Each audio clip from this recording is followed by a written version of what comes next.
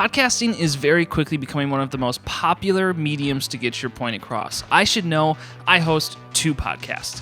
Throughout the 2 or so years that I've been producing podcasts, I've tried all sorts of different types of equipment, types of microphones, mixers, and so on. So today I want to go through all of those different pieces of equipment and what I found to be the best. So let's dive right into it.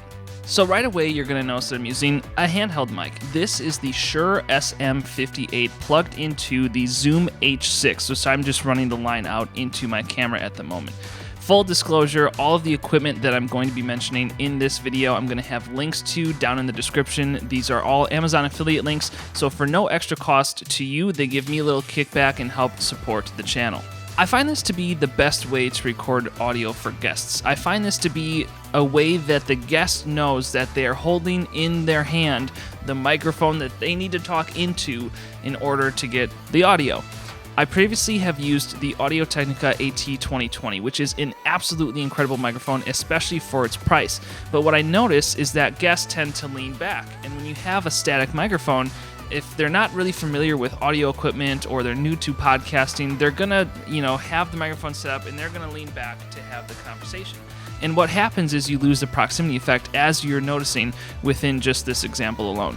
The next thing that we tried was lavalier microphones. Now, while lavalier microphones are great for proximity, what ended up happening is, for example, our Strange on Purpose podcast typically will have the guest in the center and then hosts on both sides of them. So if we were to clip it, say, on the left side of their shirt and they talk to the host to their right, you're going to get a less sound effect than if they're talking to the host on their right.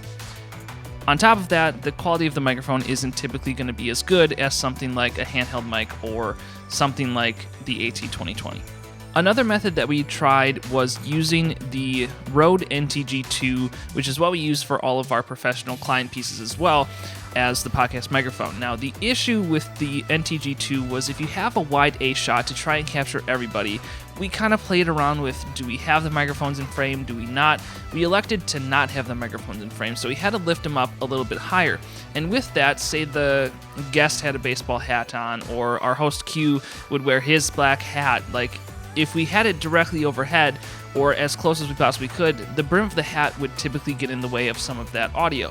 Or if the host would lean forward, or the guest would lean forward, they may lean past the microphone. And it became an issue where if we try and balance all of those issues out, the microphone was too far away to really pick up the best quality audio from either the host or the guest. So being a video podcast as well for the Strange on Purpose podcast, and soon Dids Talk, my personal podcast with my wife, proximity in capturing audio really well with video is kind of a challenge. So my personal opinion for these 2 specific situations is to use the handheld microphone. I feel like it's the best solution.